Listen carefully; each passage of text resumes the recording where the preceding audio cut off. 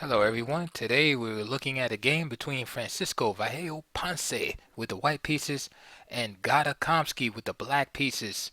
This game is from the FIDE World Cup and took place in 2005. So D4, knight f6, C4, G6, knight C3, bishop G7, E4, D6. So we have a King's Indian defense, classical variation. And now we have this offbeat move C6.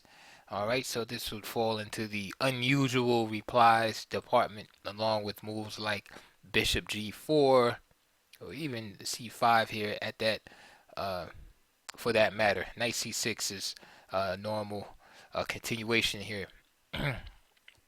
So Kamsky, this is during the time of his comeback. He was rated about 2690 at the time, and he would play these slightly offbeat moves in the opening, and would lead his opponents into some unfamiliar territory where he can rely more on his positional understanding from his vast amount of experience rather than having to worry about memorization of specific variations.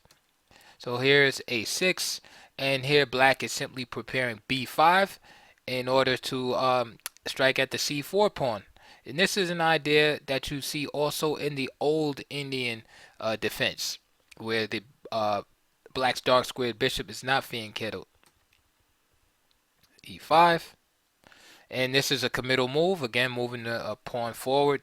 All right, initiating battle. Of course, h3 is possible, also just restricting black's pieces somewhat, and move like bishop e3, and basically waiting for black to show a little more of his hand in the position. So e5 is just kind of diving right in. D takes e5, knight takes e5.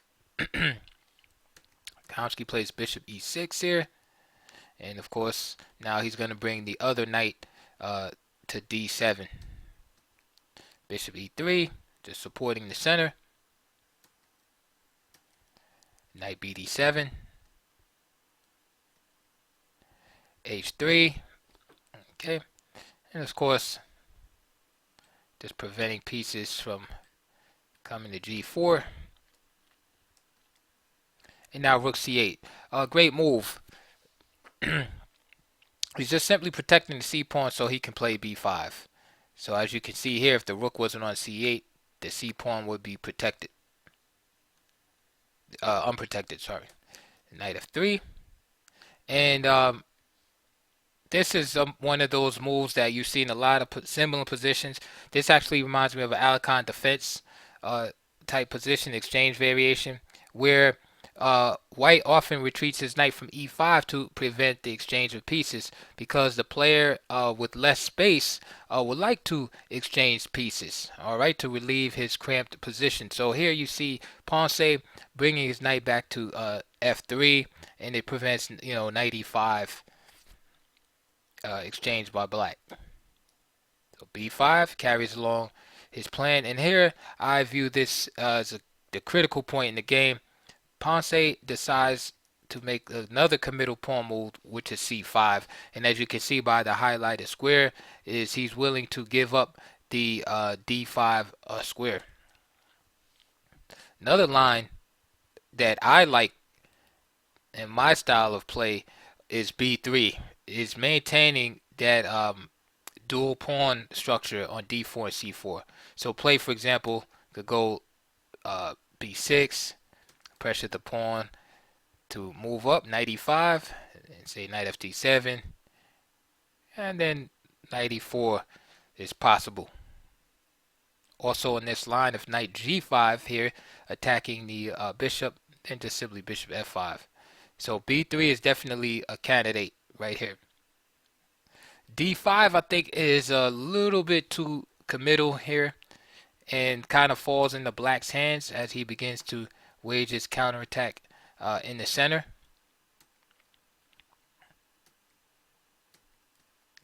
And this is just an example right here.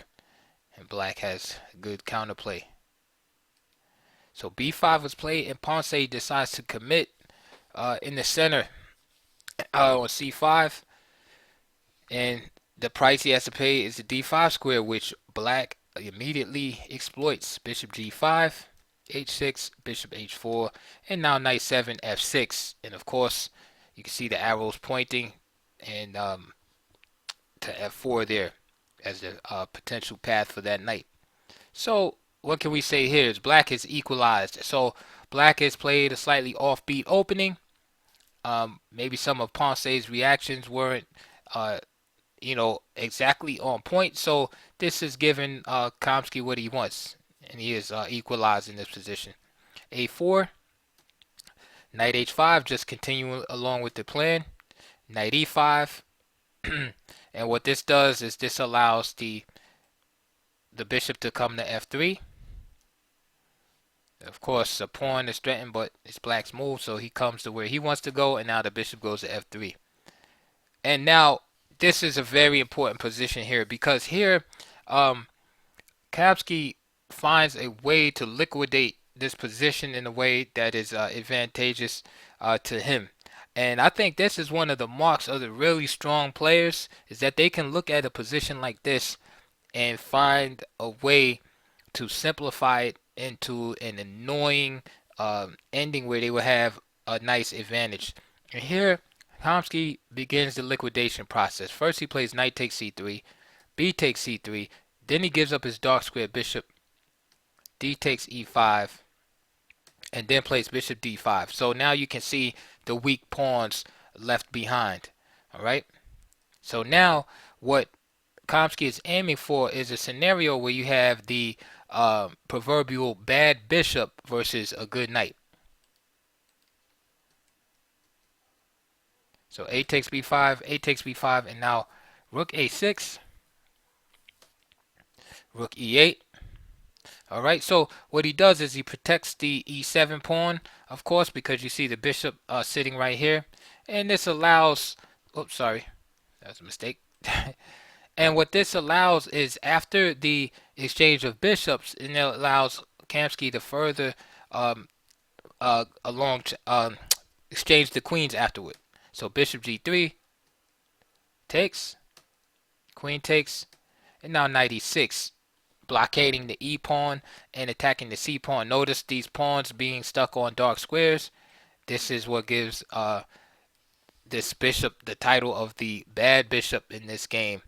Whereas this knight is good because this knight has potential outposts on d5 and c4. And notice that the knight cannot be removed from those outposts except white give up the exchange. And so that's why this knight is the good knight here. h4. Okay, so he doesn't really respect what black is trying to do here. And so now queen d5. All right, not only attacking the pawn again on c5, but threatening to exchange queens on f3. So Ponce takes, and now you have this rook beautifully placed and developed. It's almost like Kamsky was a psychic, just had his rook in the right place, and now he's bearing down on both of those pawns. c6 came, rook c7, rook d1, and now white attacks this pawn, but the problem with this move is that black can protect it with great ease. So that was definitely an oversight in my opinion, because it makes no sense to attack something that can be so easily protected. So perhaps a move like rook b1 is better in this scenario. Attack this pawn, and then say after knight c5, rook a5, and then rook takes c6. Or if rook b6, double up. Instead, he played rook d1, so now watch what happens. Knight c5, rook a5, and now just simply e6. Alright, so black is going to keep the d5 pawn. Rook takes b5, rook takes c6. Again, the knight is practically unassailable at e4 once it gets there. Okay, so now the c3 pawn is a big weakness, and that combined with the knight being better than the bishop gives black a nice comfortable game where white has little chances to hold. Bishop f4, knight e4, rook e1, another pawn drops, rook b7, king g7, king h2, rook e7, Nice classical chess by Kamsky, of course preventing the doubling up on the 7th rank. Rook b3, pawn starts marching, bishop d2, knight e4, bishop e1, forcing trade of rooks, d3, pawn still marching, f3, and this loses right on the spot, and it just shows how powerful that knight is. d2, f takes, and now rook c1. Very strong move by Kamsky. Many of you guys would have played d takes e1 queen and probably wind up drawing the game, but this move right here forces white to give up the exchange. King g3, rook b3 check, king g4, and then just ending the game right there. Rook b2. There's no way to protect both the bishop and the pawn. So Ponce resigned. So good game by Kamsky.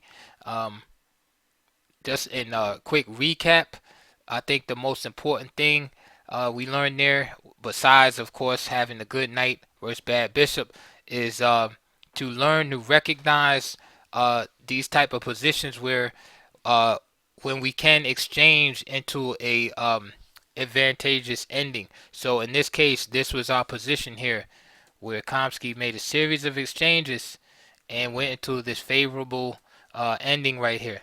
Another thing I want to point out too is notice that he wasn't afraid to give up his fianchettoed bishop. All right, because we're drilled to think that, okay, man, if we give up that bishop, we're gonna have weaknesses around the king, etc., etc.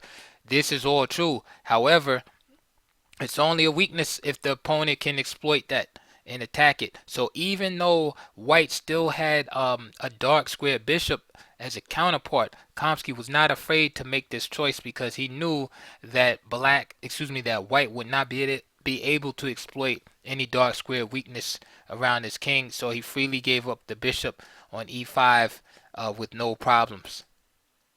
Okay, so that's it for today's lesson. I hope you enjoyed. Please support my channel by clicking on the links below, donate, and also there's DVDs and or books related to the opening that appeared on the board today, which is the Classical King's Indian Defense. I'll see you on the next video.